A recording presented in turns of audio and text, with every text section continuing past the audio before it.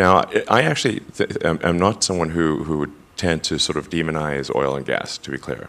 This is necessary right now, or civilization could not function. So I do think we actually need, and actually at this time, I think we actually need more oil and gas, not less. Mm-hmm. I'm also pro-nuclear. I think we should really keep going with the nuclear plants. I know this may be an unpopular view in some quarters, but I think if you have a well-designed nuclear power plant, you should not shut it down, especially right now.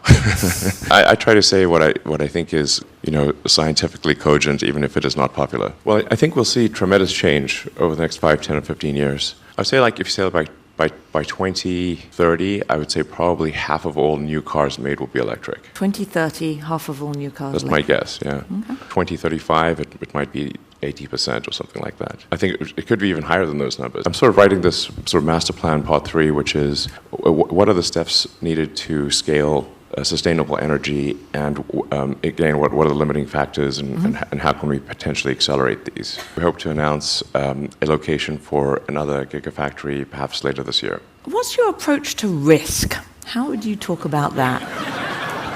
In this video, Elon Musk makes a stunning prediction about EV adoption, drops a huge hint about Tesla's Masterplan Part 3, and shares more insights about Tesla's epic artificial intelligence plans. And before we get into it, if you want to instantly unlock over 100 exclusive videos, plus my 10-year Tesla stock price targets and loads of other perks, including optional access to my Tesla valuation model, join our growing community of thousands of supporters on Patreon with the link in the pinned comment. You can also pick up some Tesla, Elon, and investment-themed merch in the merch store. This video features highlights from Elon Musk's recent talk at the ONS 2022 conference. As always, there is a link in the description to the full interview. I've just cut together a few key highlights, mostly focused on Tesla. Tell me, how do you think about trust? I mean, that's really quite a philosophical question. It is. And one could wax on at length about that. You're talking about Twitter. I was told that's the one topic I'm not to talk about, so I'm going to avoid it. No, they both start with a T, I suppose. Well, I do think that with respect to information, generally people want to know that the information that they're receiving is accurate, that it is a representative of the full picture, and they want to be able to believe what they read and not feel that it's overly biased, or at least understand the nature of the bias. So I think one of the key things to trust is transparency, and people to really know, if there's like a social media company or something, to understand what the algorithm is. So to open source the algorithm so people can look at it and critique it, and it's not a black box. And then if there are any modifications done by people at that social media company, that they're clear and, again, transparent, and so it's not hidden. And I believe in the sort of free flow of ideas, and just generally erring on the side of free speech within the boundaries of the law. Within the boundaries of the law. It's a great place to start, isn't it? Yeah. Well, I think you can't go sort of beyond that without being arrested, I think. Can you believe this dangerous threat to democracy known as Elon Musk? Wanting people to be able to freely share their thoughts, opinions, and ideas, social media websites to be fully transparent so people understand what's happening behind the scenes with the algorithm, posts being demoted, shadow banned, and so on. Somebody quick, call Elon's boss and get him fired from his job. P.S. Please immediately cancel all student debt because I'm not responsible for my past decisions. I'm a victim. Let's move on, shall we? You've been a great disruptor of technological models in energy and space. Where is the unexplored area for disruption?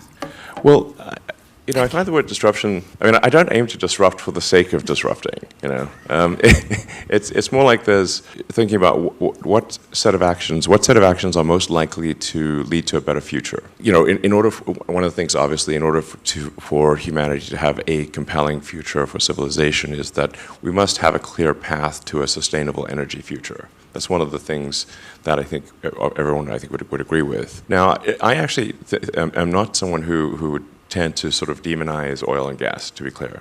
This is necessary right now, or civilization could not function. How dare you! So I do think we actually need, and actually at this time, I think we actually need more oil and gas, not less. How dare you! But simultaneously moving as fast as we can to a sustainable energy economy. So that the three pillars of a sustainable energy future are sustainable energy generation, which is hydro, geothermal, wind, solar.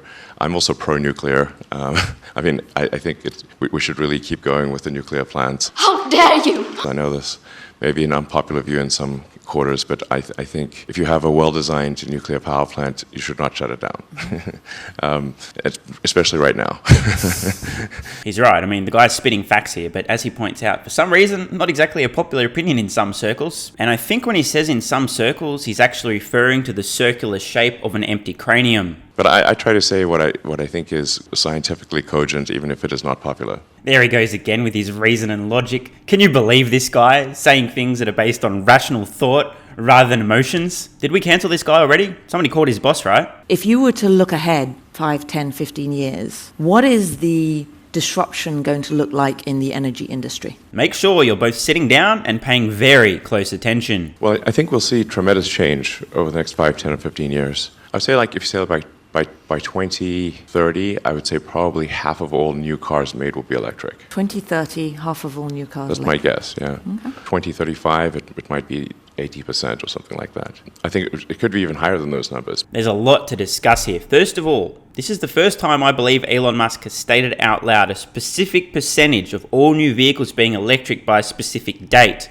Obviously, it is a guess. I want to talk about this because the implications are enormous. As Elon points out, it could be much higher than this number, but let's just assume a very conservative assumption. By the way, stick around because later in this video, Elon's going to clarify this number and in fact why it could be a lot higher. But just based on this statement, if Elon is right, again, keeping in mind, this wasn't his estimate for an exact number. He says this is kind of the minimum threshold will be at least 50%, just 8 years from now. And Tesla has told us they're planning on selling 20 million electric vehicles in 2030. And Elon has also pointed out that he believes Tesla's vehicle fleet in 2030 will be around 100 million vehicles. If this is true, we have to ask the question, what share of all new vehicles produced in 2030 is Tesla likely to have? If Tesla produces 20 million vehicles, and conservatively just 50% of all new vehicles produced in 2030 are electric, and the automotive market is approximately the same size as it is today, give or take, call it around 90 million units per year, although that's coming down, might be a little bit higher toward the end of the decade. This could mean that Tesla has almost half of the entire electric vehicle market, the only relevant vehicle market in the future. This is nuts. Now, I personally think this is a very conservative estimate. I think this will be a much higher figure, and there's two main reasons. One, I'm sure there's many bottlenecks and challenges that today we have not yet solved, but will over the coming years, which will enable massive increases in EV production. In addition, as I've pointed out many times, by 2030, in fact, well before 2030, consumers will need to be suffering from brain damage to be buying a new ICE vehicle over a new EV because of the economics. It will be cheaper to buy an EV, significantly cheaper to buy an EV in terms of sticker price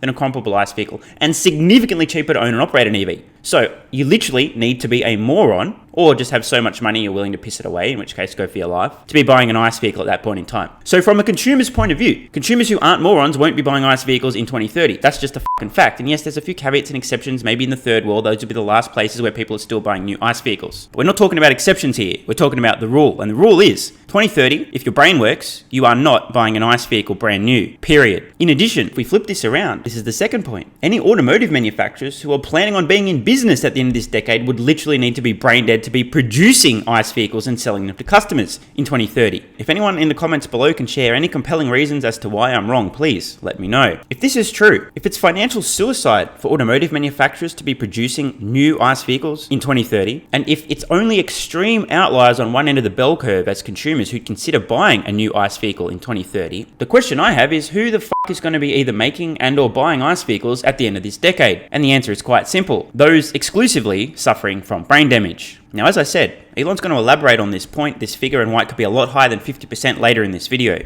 But I just wanted to touch on this very important point. As far as I'm aware, this is the first time Elon has made some specific predictions about EV adoption at the end of the decade. The car industry is moving rapidly towards electric. And one country after another and one state after another are making zero-emission mandates. So we'll see quite a tremendous change in that regard. So if I pick up on that idea, so the future, the biggest change you see for the energy industry is electrification, electric car vehicles, light transport, maybe heavy transport.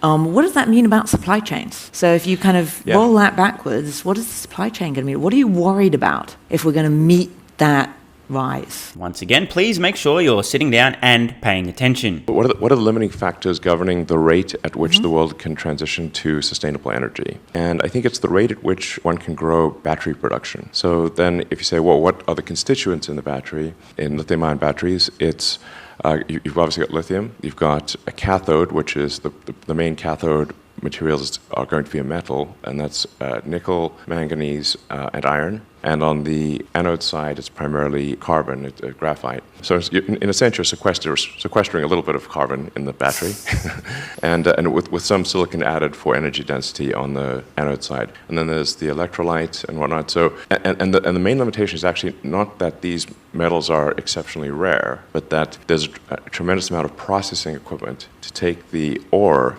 and turn it into battery-grade materials. Because the battery-grade anode and cathode have to be extremely pure in order for the battery to last for a long time. And so it's sort of processing of those elements. This is a very big clue, especially for Tesla stock investors. Elon has not only described the limiting factor, batteries, and then broken that down. What are the constituents that are limiting battery supply? We've got materials, we've got processing equipment, and so on. He's just said, here's all the bottlenecks we can see in the future. And remember, Elon and Tesla are on the record saying that whatever the limiting factor, they will address if they need to. If you can put 2 and 2 together, you've probably figured out where this is going. And if not, well, spoiler alert, Elon's about to explain where this is going. And I'm sort of writing this sort of master plan part 3, which is what are the steps needed to scale sustainable energy, and again, what are the limiting factors, and how can we potentially accelerate these? So hopefully finish that in a month or 2. So do you want to give us a preview? What are the gating functions, if you will, that we need to get over? What are the big steps? Well, the materials that I mentioned are really essential. So it's generation, it's processing. Yes, there's not a raw material constraint. So there's actually a tremendous amount of lithium.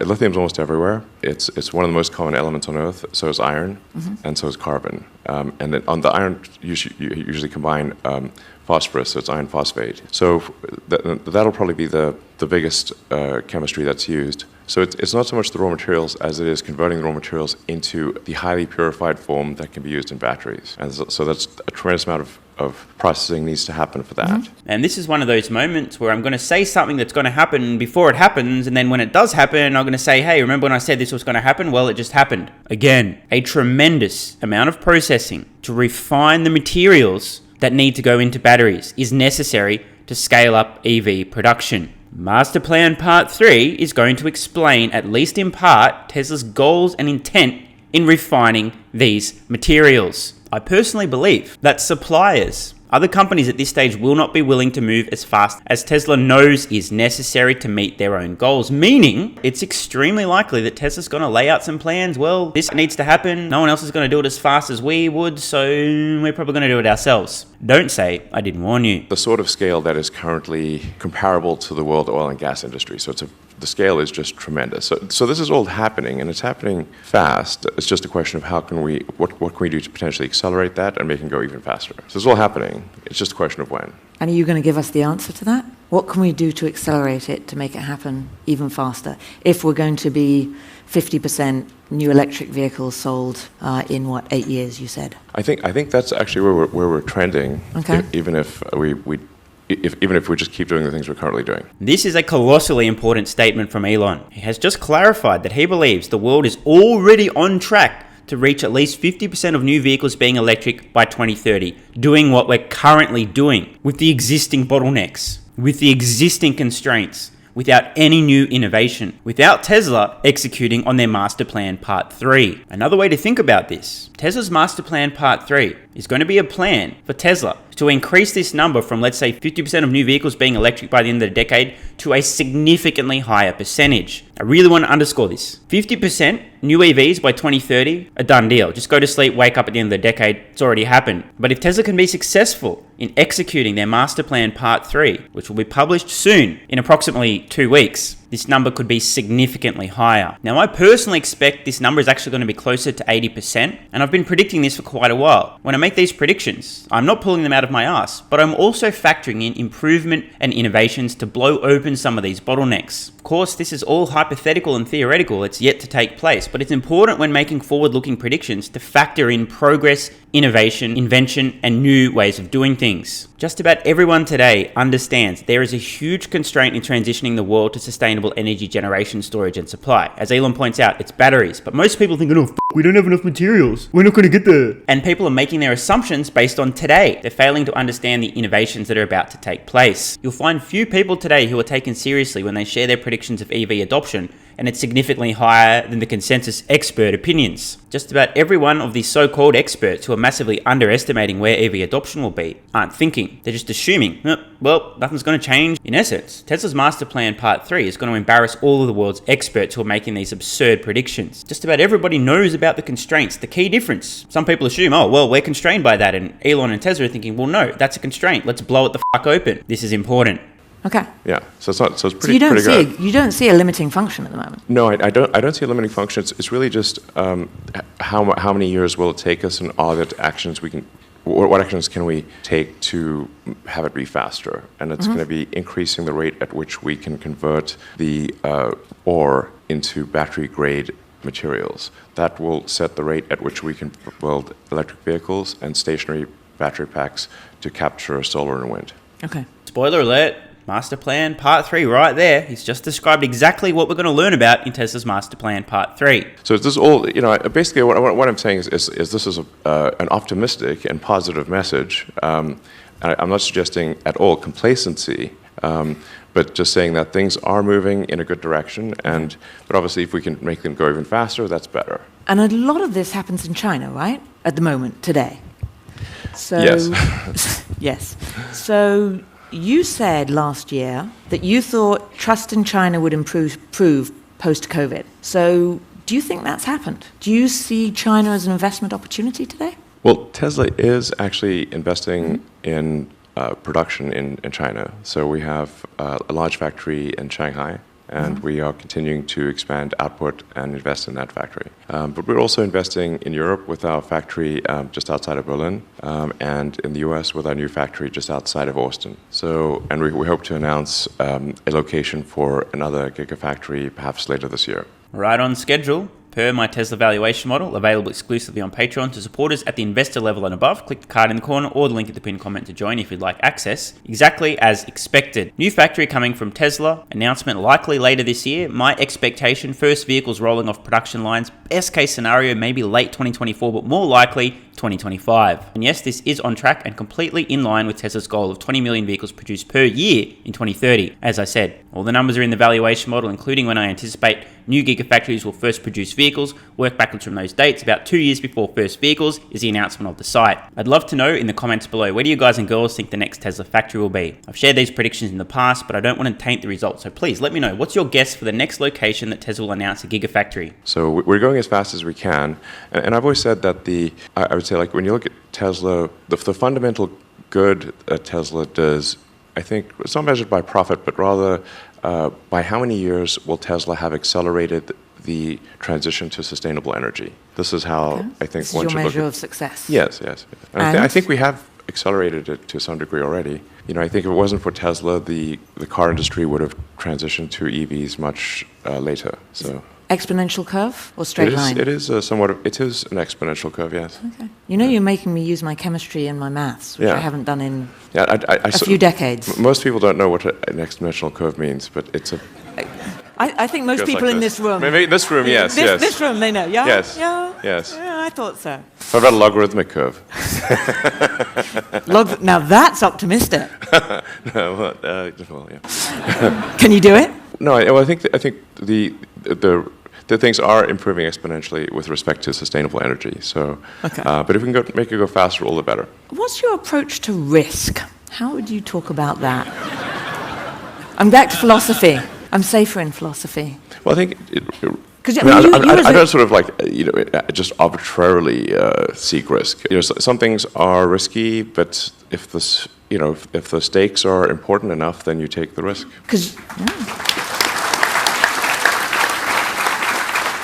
One of the reasons I most admire Elon Musk. He both has a pair of testicles and regularly employs them, something most people cannot say. If we're being honest here, I think the vast majority of people on Earth desperately seek safety, comfort, and certainty, which is directly opposed to taking risks, even if the risk is important and therefore necessary. Let me know in the comments below how many of you watching are gigantic pussies. And let's be honest here, it's going to be the vast majority of you. I'm not saying this in a derogatory term, I'm just being honest here. If something's important to you, but fear prevents you from doing or saying what's important, you are a pussy. Most people are pussies. Let's just be thankful that there are a few people out there who have courage and are willing to take risks when it's important, even if the consequences are significant and the chance of success is low. If you're struggling to determine whether or not you're a pussy, well, here's the lowest hanging fruit of all. Anyone in a relationship they know isn't right for them? You're a pussy. Anyone in a job, career, or working for somebody they don't respect, they know it's not right for them, you also are a pussy. And the good news is, being a gigantic fucking pussy isn't a permanent affliction. It can be temporary. You just gotta muster up the courage and suddenly do something that's courageous and wow, no longer a pussy. And I also understand there are temporary situations which force everyone in life to be a gigantic fucking pussy. If your boss is the worst human on earth and you have a family to feed and you're also a moron who hasn't sorted out their finances, then you don't have a safety net, you can't tell your boss to go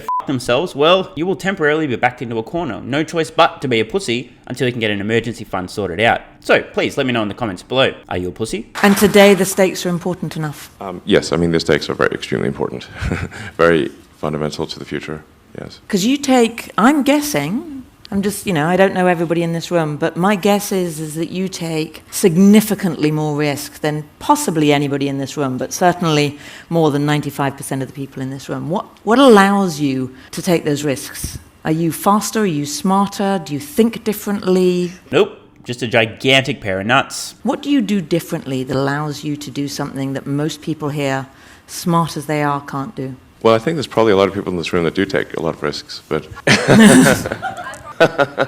no, I literally just try to use a scientific method, frankly, and consider what is the importance of the outcome and what is one risking in order to achieve that outcome. And but like I said, if the outcome is important enough, even if the probability of success is low, one must, I think, still do it. In my view, some things are very important, and in order to have a good future, and if we don't do them, well, then we're in big trouble. And so, then how much of a risk really is it? Because if we don't take those actions, we won't have a good future. And I think the riskiest thing would be no action. Elon Musk dropping some wisdom today, and this applies beyond business, it applies beyond Tesla, SpaceX, it applies beyond all this stuff. This is just wisdom for life in general. In many cases, perhaps most cases, the biggest risk of all is doing nothing. People seem to trick themselves psychologically into thinking, well, if I don't do anything, that's not a risk, right? Wrong. There's many people who fool themselves into thinking that the least risky thing they can do financially is just to save all their money and not invest in anything because investing's dangerous and risky. Yeah, you know what's even more risky than not investing? Watching your money erode due to inflation, you fucking idiot. So it's almost as though it's really not a risk, it's not a choice at all.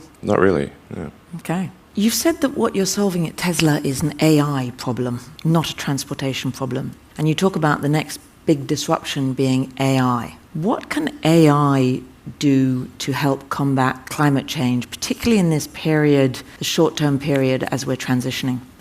Well, Tesla's goal from when we started it has always been to accelerate sustainability. So that is still our primary goal by far. We have a secondary goal, which is to solve at least real-world intelligence as it applies to self-driving cars. Mm-hmm. And then potentially, with humanoid robots. Casual comments, significant implications are, primary goal, of course, transition, sustainable energy, everyone knows that. But yeah, secondary goal, just casually solve real-world AI, at least in autonomous vehicles. Oh, and yeah, maybe then stick it in a humanoid robot, build out a gigantic fleet of humanoid robots. Fast forward a couple of decades, next minute we've accidentally also created AGI. Thank so I'm glad it's Tesla, not Google or Facebook. And so Tesla is in part an AI company, and increasingly an AI company, but is still primarily a sustainable energy company. AI, what will AI do? I don't think we need AI to solve sustainability. Mm-hmm. That is happening. It might help us accelerate it, but I think we should also be cautious about AI and just make sure that as we develop AI, that it doesn't get out of control, and that the AI helps make the future better for humanity. I think we should be more worried about AI safety than we currently are. Yeah. Especially, the future wars are really going to be, and we're seeing a taste of that in Ukraine, very much drone wars. If your drones are better than their drones, then you win. What keeps you up at night, and what are you doing about it?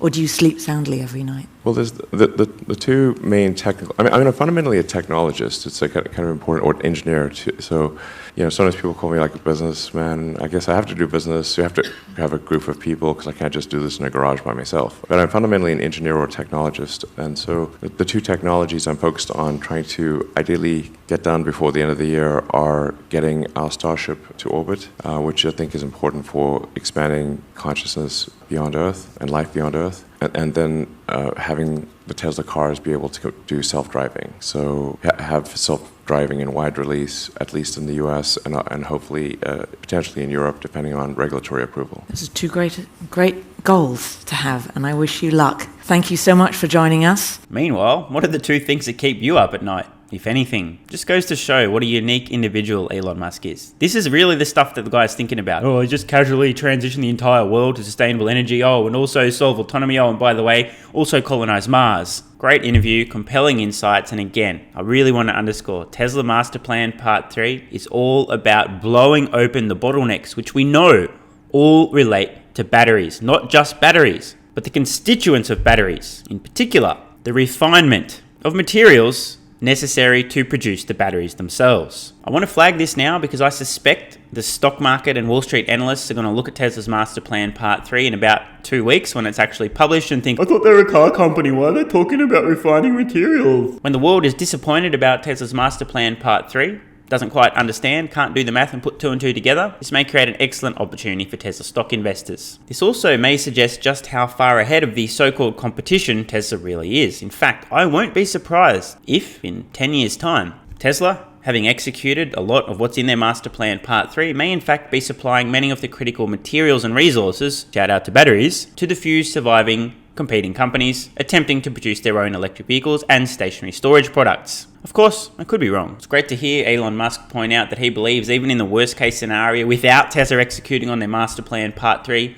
50% plus of all new vehicles sold in 2030 will be electric, and that he also believes if Tesla does execute Masterplan Part 3, this number could be significantly above that amount. But please don't tell the dullards running most legacy automotive manufacturers, who still today have absolutely no idea how fast this transition is happening. Finally, don't forget you can support the channel and unlock over 100 exclusive videos and my Tesla stock price targets, plus loads of other content and perks by joining Patreon with the card in the corner or the link in the pinned comment. See you over there. I'm Stephen Mark Ryan. This is Solving the Money Problem, and I love you all. Hey guys, thanks for watching. If you want to support the channel and instantly unlock over 100 exclusive videos, plus my 10-year Tesla stock price targets and loads of other perks, including optional access to my Tesla valuation model, join our growing community of thousands of supporters on Patreon with the link in the pinned comment. You can also pick up some Tesla, Elon, and investment-themed merch in the merch store. And if you're still watching, you're awesome. Please let me know your thoughts on today's video in the comments below, and click the card on screen now to watch the next video.